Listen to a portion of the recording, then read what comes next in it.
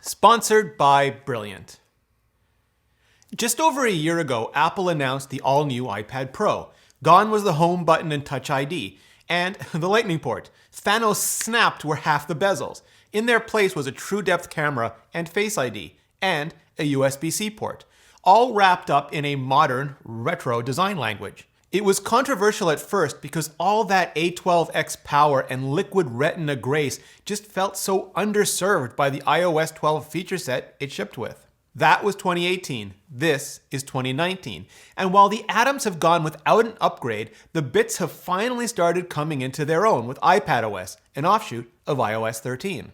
We've also seen some discounts now, $100 or a couple $100 off the top as we head into the holidays, and you can keep it locked to thrifter.com to see just how low it goes. Either way, the question remains, have we gone from super high price to slightly more affordable? More importantly, have we gone from bleeding edge hardware limited by software to outdated hardware made functional at longest last?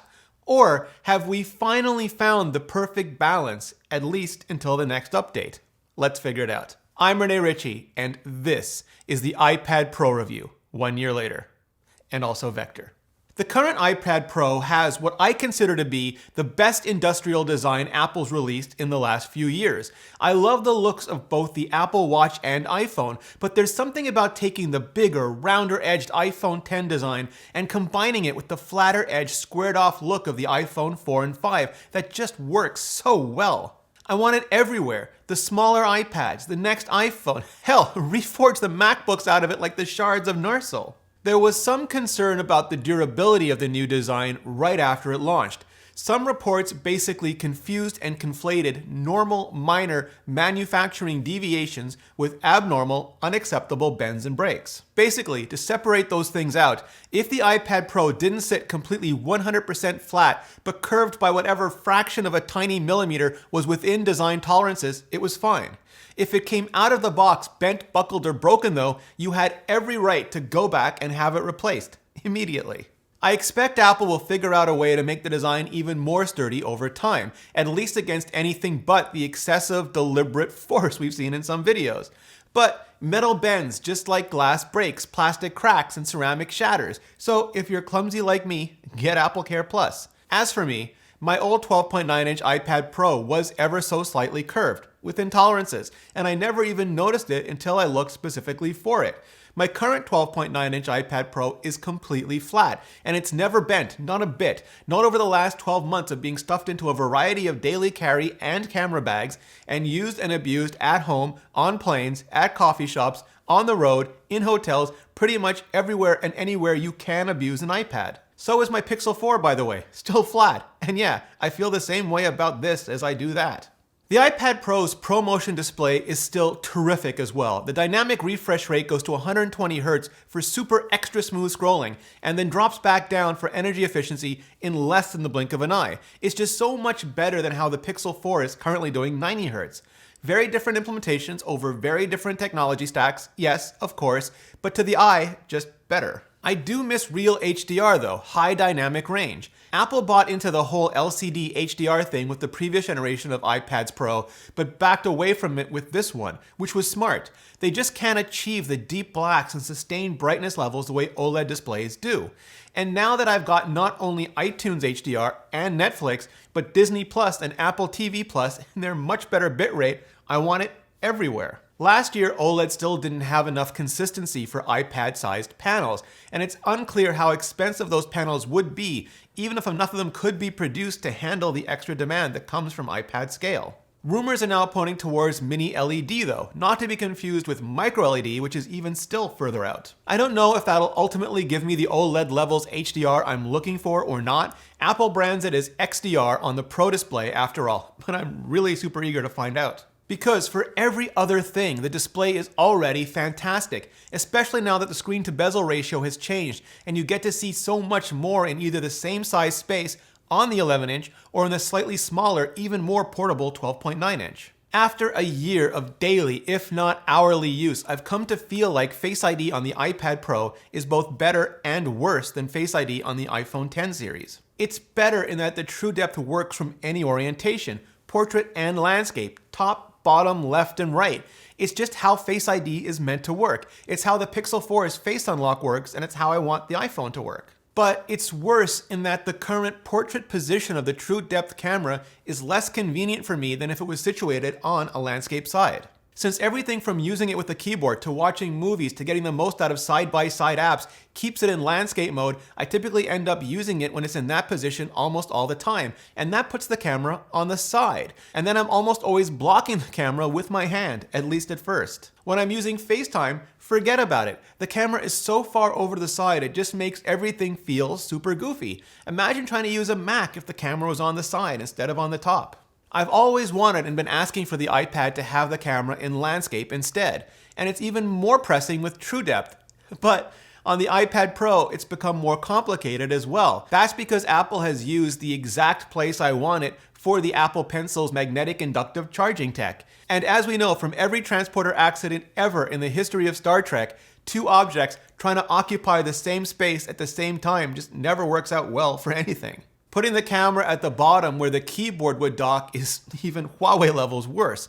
Still, I'd love Apple to figure out something better. Otherwise, Face ID on its own is still a terrific experience and one I'd love on the MacBooks as soon as inhumanly possible. I know I must sound like a broken record, or looping stream, whatever the kids call it these days, but I still think the cameras on the iPads are underserved. All of them. Some worse than others. The iPad Pro cameras have always been better than other iPads, but have never been anywhere nearly as good as the iPhones. These are at least 4K 60 frames per second, but because the new iPad Pros are so thin, they've lost an element in the camera system, taking it back down from 6 to 5, and lost optical image stabilization as well. Apple uses Smart HDR off the A12X neural engine to compensate, but like I said in my Pixel 4 review, good glass plus great algorithms still isn't as good as great glass plus great algorithms. So while I still love the idea of the big viewfinder, especially for professional video work, I'd still rather take a bigger camera bump if it would mean getting better cameras, like actual iPhone 11 quality cameras. I'm not asking for the whole 3-camera system. I mean, I would totally take it if it was offered, but I'm not asking for it, at least not yet. But the Pro brand has to mean something, and to me, it has to mean more than just being the best of the best at editing and outputting photos and video. It has to be the best of the best at taking photos and videos too, especially as we move into the next phase of AR. Now I know, adding all that and keeping prices not only from getting any higher, but the same, maybe even bringing them back down, is an incredibly hard challenge. But hopefully that's something time and scale will fix. The Apple A12X remains a monster, an absolute monster, and I'm sure we'll get an A13X or whatever comes next. But even a year later, this 8 performance, 4 efficiency, 7 graphics core with a neural engine just crushes everything else in its class, even things beyond its class, including what Intel is doing with its Y-series silicon and ultralight laptops. It's proven more than capable of handling every app and game I've thrown at it, and with style. About the only thing still holding it back from running the biggest and baddest macOS style apps is memory. The lower storage capacity iPad Pros have 4 GB of RAM. The 1 TB version has 6 GB of RAM. But that's the most memory you can get. By contrast, a baseline MacBook comes with 8 GB and you can upgrade to 16 GB. The new 6-inch MacBook Pro can go all the way to 64 GB. Likewise, it can also go to 8 TB of storage and swap so fast it's hard to actually hit a resource limit even if you try. As apps like Real Photoshop start coming to the iPad Pro, and hopefully Final Cut Pro, Logic Pro, Xcode, and more, they're going to hit up against that lower RAM limit and swap, and hard. Yes, iOS or iPadOS is very different from macOS, and the silicon can throw bits around like nobody's business, but at some point it feels like the memory, even the storage options, are going to have to catch up with the Mac. Because everything else, including and especially the battery life, has been beyond terrific. Even when traveling and bad signal and roaming hits the radio like a ton of bricks, it just keeps going and going. At the airport, on the plane, at the coffee shop, in the hotel, everywhere. It goes so long, I still get legit surprised when the 20% battery warning even pops up. USB-C has been likewise terrific. Not having to use a powered hub for hungrier accessories like you do with Lightning iPads is just all shades of liberating. I'm tempted to say I now want 2 USB-C ports, like the MacBook Air, or better, one on each side. When Apple released the original Pencil, after a decade of using Wacom, I called it the best digital experience I'd ever had. No air gap, no reticule, no digitizer, very low latency. It just felt like drawing and writing directly on the glass. It was also incredibly convenient to top up when you needed to, though in an utterly ridiculous way that made it easy to lose the cap. But there was no similarly convenient way to carry it around with your iPad. You had to carry it separately, like you would any other pen. Apple Pencil 2 fixed the charging problem entirely. The magnetic inductive charging along the top in landscape mode is ludicrously good. Whenever I stop using it, I just snap it back on the charger, and the result is it's just always charged. At this point, I've almost forgotten it even has a battery, but only almost. Because as convenient as the magnetic charger is, and fun to fuss with in an almost AirPods case flipping way, it's not strong enough to keep the Pencil 2 attached in my bag, at least not for long. It's not even strong enough that I really feel confident carrying it around with the Pencil attached when I'm racing around a city going from meeting to meeting. In stark contrast to the first Pencil, I haven't lost a single one yet, but I'm still nervous I'm going to. Various cases have loops, Samsung lets you jam the whole thing into the body, Microsoft's latest lets you hide it between the keyboard and the frame. I don't know if Apple could inset the connection point, create a stronger magnetic lock mode, add something to the smart keyboard case, or just figure out the solution I never knew I wanted. But I'd love for there to be some way to have my Pencil and not have to worry about it falling off too. Other than that, I am totally head over heels in love with Pencil 2. It's the better, best digital tool I've ever used. With iPadOS 13, Apple has also managed to crank up the responsiveness, which is sort of like Tesla telling you they've cranked up the launch speeds. It's still more natural for me to draw and erase with different hands, like I was trained to do in every art and design school since I left childhood. But I do like and use the double tap to toggle between tool states. It works well enough that I wonder about Apple adding more controls, like the AirPods Pro have, so I could assign something to a long squeeze, for example, maybe even a triple squeeze, media pause and play, fast tap switching, so many possibilities. Functionally, the second generation smart keyboard works and feels to me pretty much the same as the first. I still like that it's simple to unfold and protects the back of the iPad. I still don't like that, even though the back has a camera cutout, if you fold it back to actually use it like a tablet, it covers the camera. And worse than the old model, it puts the keys directly under my fingers, which feels like bubble wrap, and I can't resist fidgeting with it. I also really still like that you can set it at 2 different angles, but not that you can't set it at any angle, especially now that you can't put it in an easel mode like you could the original. And I'd still love some equivalent to the software trackpad mode, where I could swipe across the keys to move selection and the cursor. That way, I could truly work without having to take my hands off the keyboard and mentally switch modes back and forth. The typing experience remains tremendous, way better than any bit of molded taffeta fabric has any right to be. I can work as fast on it as I can my MacBook Pro, and since the mechanisms aren't exposed, I've never had to worry about getting some water or even coffee spilled on it. The first and second time I reviewed the iPad Pro last year, it was before iPadOS was even announced, never mind shipped. After iPadOS was announced, I revisited the iPad Pro, but it was still early days. Now, almost 6 months since the first beta and almost 3 months since release, I'm still drunk and giddy of all of its potential, but I'm also a little more sober about its current reality. Beyond iOS 13 being buggy in general, I've already done a whole video on that, I still love that iPadOS is finally its own thing. If for no other reason than if Apple doesn't keep up its momentum every year, it'll be wicked obvious on the WWDC stage by its absence. Not that I want them to overload themselves like they did this year, but well paced, with equal time to new features and paying down technical debt like Apple did with iOS 12, and I'd be in heaven. Total tablet heaven.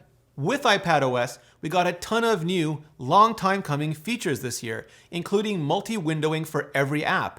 It works really well with a persistent, consistent, anything you can drag you can drop into its own window mechanic. But I still find the execution of that mechanic, the getting in and out, totally gesture overloaded. I still trip all over myself all the time between having to swipe twice for the dock and mistriggering the drag gestures to get apps off the dock, and it all just really needs something that doesn't cause so many collisions so always. I'm clumsy, yes, but the software should absolutely take that into consideration. I don't know what the solution is. Maybe separating the setup from the usage states might work. Either way, when the windows are set up and I'm researching on one side, writing on another, and swiping messaging in and out when and as I need it, then wow, but I'm cooking. For those specific tasks, because of the way it still imposes focus, maybe even more productively than on any Mac. It'd be even more interesting if I could have slide overs for each side and pre-assign apps to them so that I could just pull them in and out whenever I wanted. I also love that the new Files app lets me access pretty much anything, local, external, and server side, but it still feels a bit like wading through water compared to the speed, flexibility, and accuracy of the Finder on the Mac. Yes, still, it's a huge improvement over what didn't exist before. I just hope Apple keeps iterating on it. Sidecar, which lets you use your iPad as a second screen for your Mac, has been absolutely transformative for pro workflows. I can dual screen with Final Cut Pro 10 pretty much anywhere, anywhen, which means I feel like I'm in a studio even when I'm on the road. Desktop class Safari has been terrific, fixing everything for about 99% of the websites I ever go to. The new font system though, which is tied to apps, even 3 months later still seems like a problem that needs to be solved. There are a few things though that still remain on many lists. For example, will Apple push things like multi-user support further than just the classroom context it's currently limited to? Or if I'll get my guest board so I can pass someone my iPad without giving them access to all my personal data. And if and when we'll get those mobile-centric versions of Final Cut, Logic, and Xcode, and more that really light these pro atoms on fire with full-on pro apps. All that said, iPadOS is still absolutely the best thing that's happened to the iPad since the iPad Pro.